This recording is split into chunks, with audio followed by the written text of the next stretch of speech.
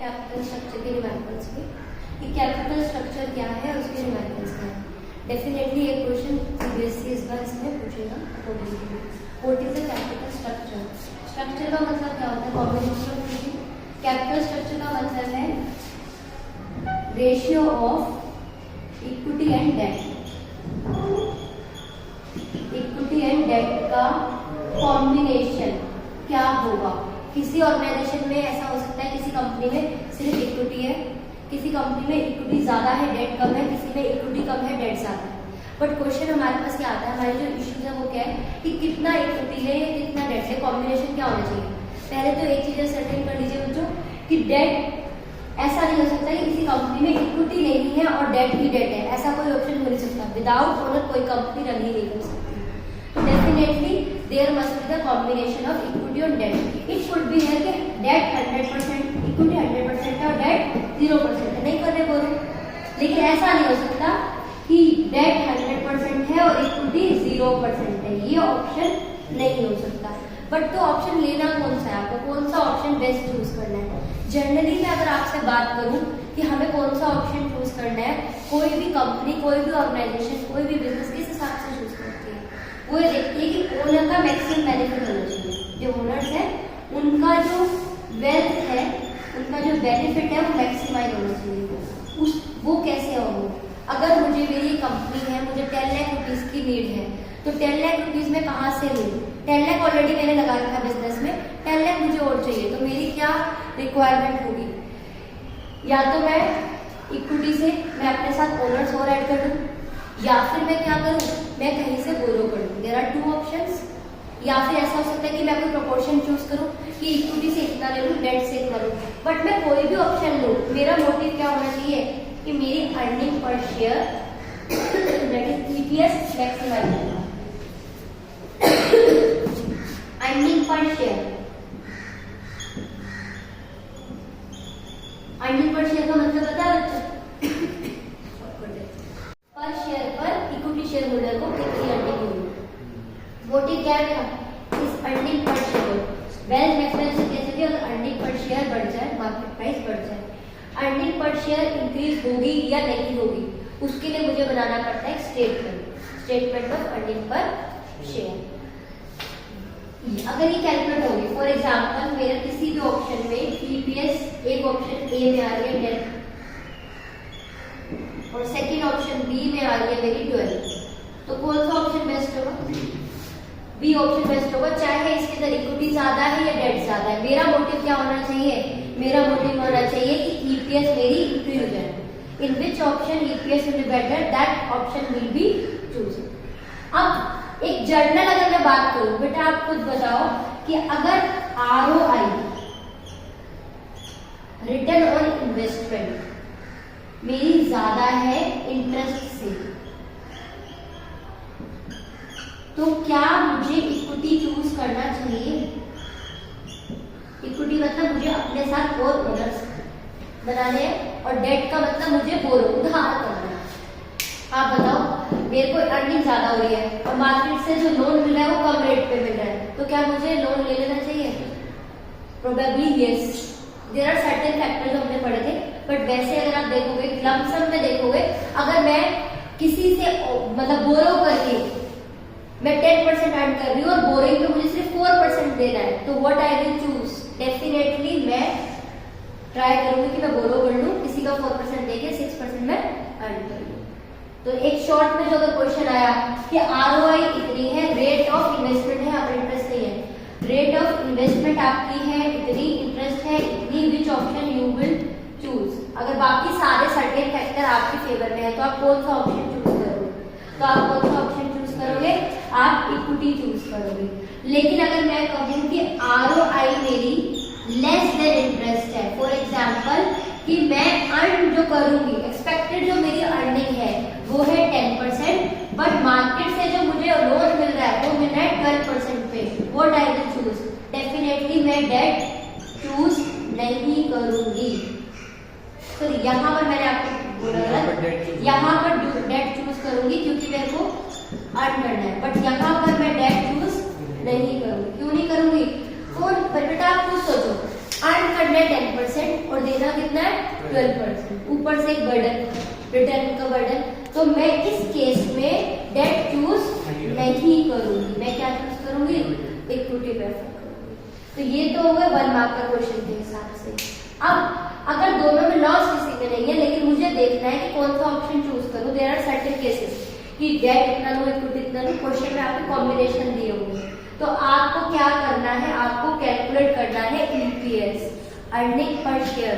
जिसमें भी earning per share maximum होगी वही ऑप्शन आपका क्या होगा, बेस्ट होगा। तो ये 1 मार्क के हिसाब से तो ये छोटा सा पॉइंट क्लियर है आपको। 1 मार्कर में क्या पूछेंगे कि अगर आरओआई इतनी है और इंटरेस्ट इतनी है तो आपको कौन सा ऑप्शन चूज करना है।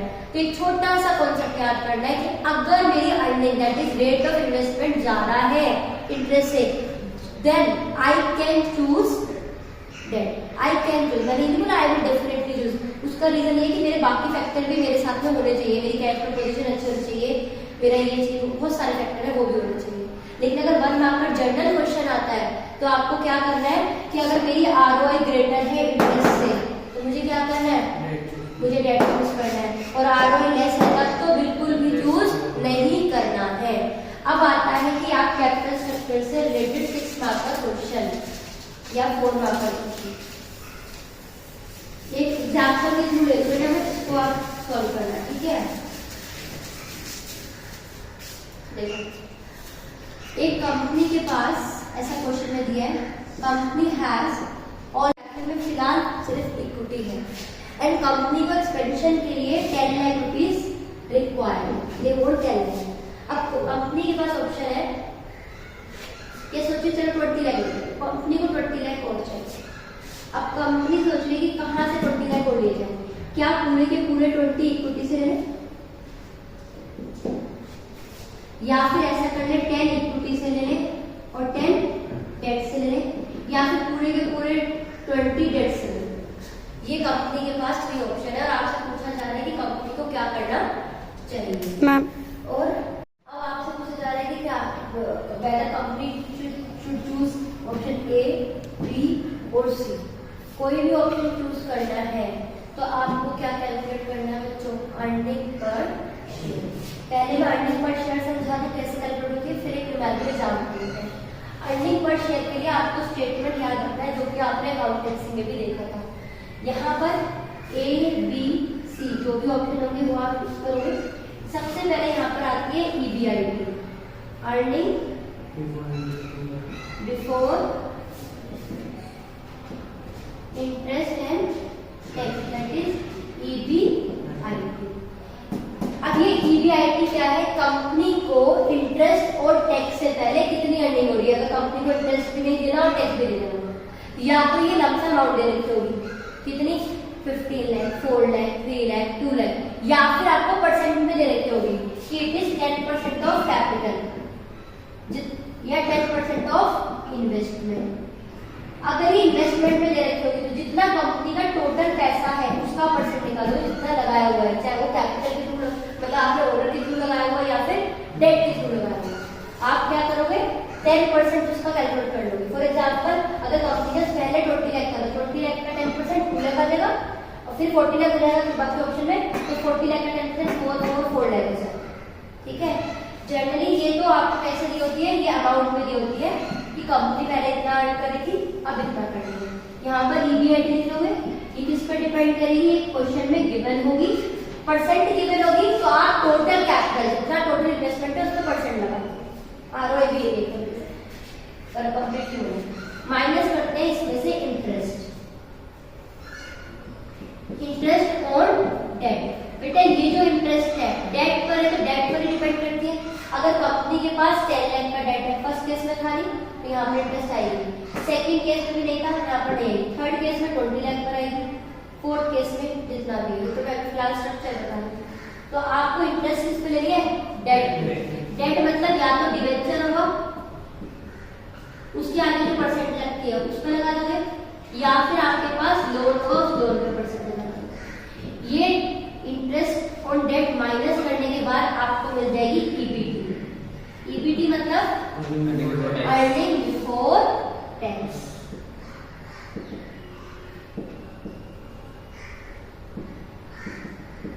अर्निंग बिफोर टैक्स आपका आ गया, आपको माइनस करना है टैक्स। टैक्स की बेटा रेट दी होगी एट द रेट 5%, 50%, 40%। बच्चे गलती क्या करते हैं, उठा के टैक्स इस वाले पे लगा देते हैं। नहीं, टैक्स कब आता है, इंटरेस्ट लगने के बाद वाले प्रॉफिट पे। तभी हम बोलते हैं कि ये जो इंटरेस्ट है वो टैक्स डिडक्टेबल एक्सपेंस है। इंटरेस्ट की वजह से प्रॉफिट कम हो रहा है कि नहीं हो रहा, इसके से प्रॉफिट कम हो रहा है। तो आपकी जो टैक्स है वो इस वाले जो आपको कैलकुलेट होके आंसर आएगा, इस पे आप लगाएंगे टैक्स। ये करने के बाद आपका आ जाएगा earning after tax. Earning after tax, यहाँ पर रिटेन अर्निंग वगैरह हो सकती है पर छोड़िए। अर्निंग आफ्टर टैक्स को आप डिवाइड कर दोगे नंबर ऑफ इक्विटी शेयर से। अब इक्विटी शेयर किसमें, according to capital structure. First वाले केस में अगर 20 लाख की इक्विटी है और 10 का एक शेयर है 2 लाख से डिवाइड करोगे। सेकंड वाले केस में अगर 30 है तो 3 लाख से करोगे। फोर्थ वाले में 2 लाख से, जो भी आपके नंबर ऑफ शेयर होगा उससे डिवाइड कर लोगे। अब मिलेगा आपको मेन चीज, वो है अर्निंग पर शेयर, ईपीएस, जिसके लिए हमने ये सारी कैलकुलेशन की। ऐसा भी हो सकता है क्वेश्चन में दे रखा हो कि अभी प्रेजेंट की ईपीएस इतनी है और कंपनी ये ऑप्शन चूज करना चाह रहा है, करे या ना करे। तो आप प्रेजेंट वाली ईपीएस को तो कुछ नहीं करोगे, जो ऑप्शन होगा उसके लिए सब कैलकुलेट करोगे। अगर आपकी ईपीएस बढ़ी तो yes we will choose this option, अगर ईपीएस नहीं बढ़ी तो वी विल नॉट चूज। तो अर्निंग पर शेयर आ जाएगी यहाँ पर डिवाइड करके। अब अर्निंग पर शेयर जिसमें मैक्सिमाइज होगी वही ऑप्शन आप चूज करो। समझ आ रहा है? आपको क्या किया, आपने ईबीआईटी में से सबसे पहले इंटरेस्ट माइनस किया।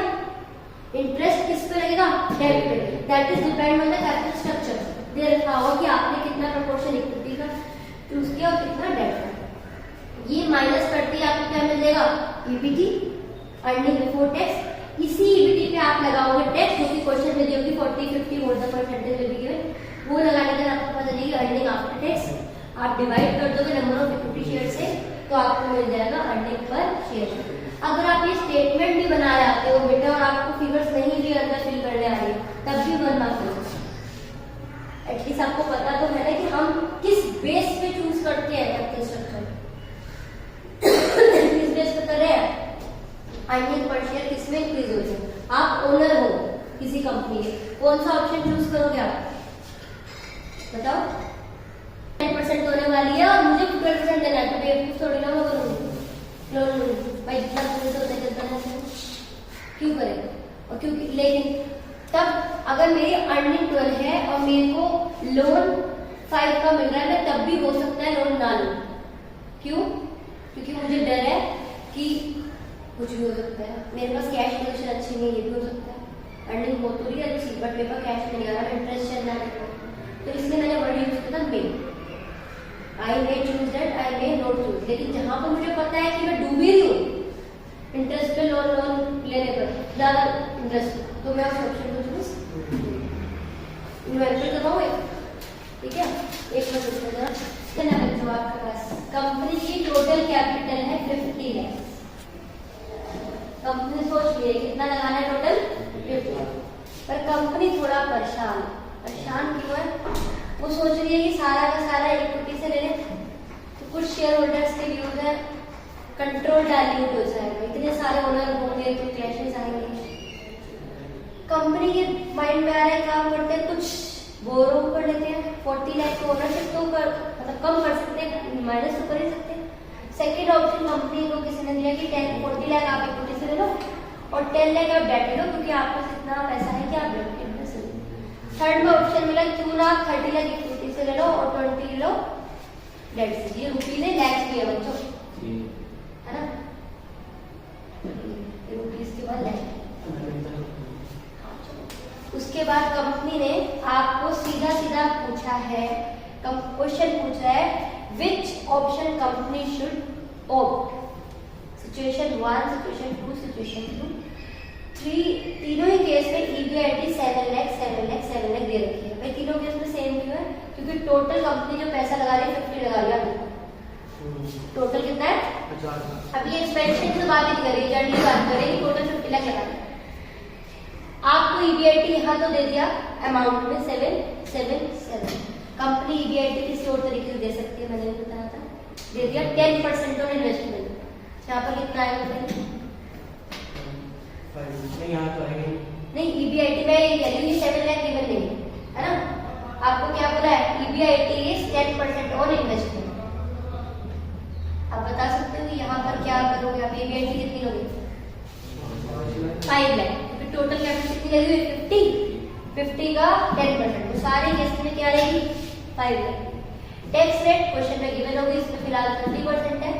डेट की रेट हमेशा डेट के यहाँ पर प्रीफिक्स लगा होता है, अदरवाइज दे रखा होगा। आपसे कंपनी क्या पूछना चाह रही है? हम कौन सा ऑप्शन चूज करें? एक और टर्म पढ़ी हमने, ट्रेडिंग ऑन इक्विटी, वो भी पूछ सकते हैं कि ट्रेडिंग ऑन इक्विटी है नहीं। ट्रेडिंग ऑन इक्विटी क्या है कि डेट से बोरो करके, मतलब डेट को इंक्रीज करके इक्विटी को बेनिफिट देना। तो क्या ऐसा हो रहा है इसमें या नहीं?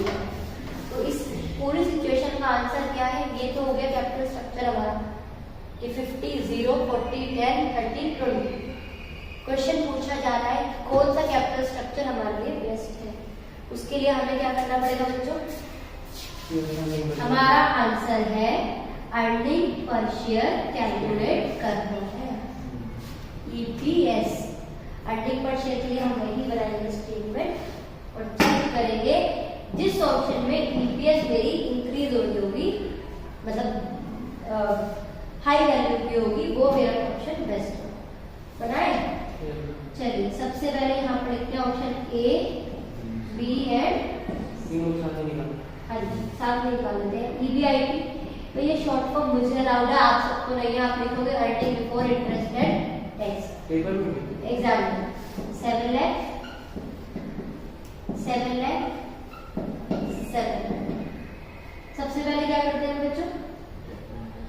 Earning before interest and tax है, पहले इसका इंटरेस्ट खत्म करना है, फिर इसका टैक्स खत्म करना है। सीक्वेंस चल रहेगा, EBIT पहले क्या है? इंटरेस्ट, पहले इंटरेस्ट को उठाओ फिर टैक्स को उठाओ, तो ये बिफोर वर्ड अपना कर जाएगा। सबसे पहले माइनस करते हैं इंटरेस्ट @10%। अभी 10% किसका नहीं, किसका? डेट का। फर्स्ट केस में डेट है ही तो इंटरेस्ट क्या है? 0। सेकंड केस में डेट है 10 लाख, 10 लाख का 10% 1 लाख। थर्ड केस में डेट कितना है? 20 लाख, तो इंटरेस्ट कितना लेगा? 2 लाख। तो आपका EBT आया, अर्निंग बिफोर टैक्स कितना आया? 7 लाख 6 लाख एंड अब यहाँ पर आई हो गया, राइट। फिर आप माइनस में करेंगे हम टैक्स, पर टैक्स किस पे लगता है? Earning per. ये T किस पे लगेगा? अर्निंग इसका। टैक्स @30% निकालिए। 7 लाख का 30% कितना? 2,10,000। 6 लाख का 30% 2 लाख। 5 लाख का 30% 1 लाख। ये हो ना बच्चों? कैलकुलेशन मेरी नहीं है, अच्छी कपड़ा देखना। अर्निंग बिफोर टैक्स में यहाँ पर आप क्या आ गया? अब जब टैक्स भी हट गया, इंटरेस्ट भी हट गई, तो यहाँ आ गया अर्निंग आफ्टर टैक्स। कितना हो माइनस करके? 5 लाख 90 4 लाख पक्का। ये कितना हुआ? 4 लाख। और ये कितना है? अच्छा देखने से तो ये अच्छा लग रहा है, अच्छा ऑप्शन अच्छा लग रहा है। नहीं मुझे तो अच्छा लग रहा है। अर्निंग आफ्टर टैक्स 4 लाख 90, इन सब में देखा जाए तो ये अच्छा लग रहा है। बट ये 4 लाख 90 खाली कितने लोगों ने? 5 लाख लोगों ने। ये 4 लाख खाली है 4 में, 1 लाख रुपए खाली 3 में। आपके घर में वैसा होता है, लेकिन नंबर ऑफ पर्सन इंक्रीज होते जा रहे हैं, तो आपको क्या बेनिफिट होगा? जरूरी है। एक पर्सन 50,000 अर्न कर रहा था, उसके घर में एक और एंट्री लेगी, सपोज उसकी वाइफ आ गई, अर्निंग नहीं है, उस पर्सन की सैलरी बढ़ गई, 50 से कितनी हो गई? 70 हो गई। बड़े खुश है सब, पर हेड देखो कितना आया? दोनों मिलकर खाएंगे तो 35 उधार हुआ उसका या वाइफ पर नहीं आना या वर्किंग लेकर अर्निंग पर शेयर देखने कि एग्जैक्टली एक पर्सन एक शेयर पे कितना पैसा होगा। यहाँ पर करेंगे divide by number of equity shares. And it will be, यहाँ पर इक्विटी शेयर 50 लाख का कैपिटल स्ट्रक्चर है, generally we take 10 rupees is a face value, तो 5 लाख शेयर्स हो गए, यहाँ पर 40 लाख, यहाँ पर देखना है शेयर इक्विटी के अकॉर्डिंग देखना है, यहाँ पर कितने हो गए और वहां पर हमें डिवाइड करना है, तो हमारी आ जाएगी ईपीएस, कितनी आई, ये 1 से कम नजर आ रही है लमसम, आप कैलकुलेट करना, ये 1 आ रही है और ये 1 से कुछ ज्यादा आ रही है, which option is best, third one is best, और थर्ड वन में हमने क्या किया था, डेट का प्रोपोर्शन ज्यादा लिया था compare to second option, debt का यूज करके अगर मेरी इक्विटी की वैल्यू मतलब मेरी अर्निंग पर शेयर बढ़ रही है, that is credit on equity, and this third situation is best, so company should choose situation 3। Lump sum में वैसे बात करें, अगर मैं आपसे जनरली पूछती तो रेट क्या है डेट की 10%, ईबीआईटी रेट निकाल कर देखो कितनी है, शॉर्ट में ईबीआईटी कितने परसेंट अर्न कर रहे हैं हम 7 लाख अर्न कर रहे हैं 50 लाख के ऊपर, यही तो बेटा, हम 7 लाख रुपीज अर्न कर रहे हैं 50, तो कितने परसेंट की अर्निंग है देखो बताओ, करो 7 डिवाइड बाय 50 कितना हो,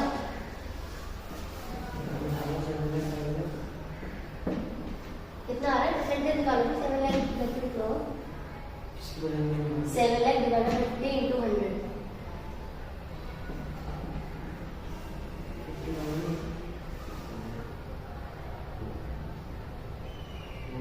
कितना आ रहा है, ये निकाल रही है आपको,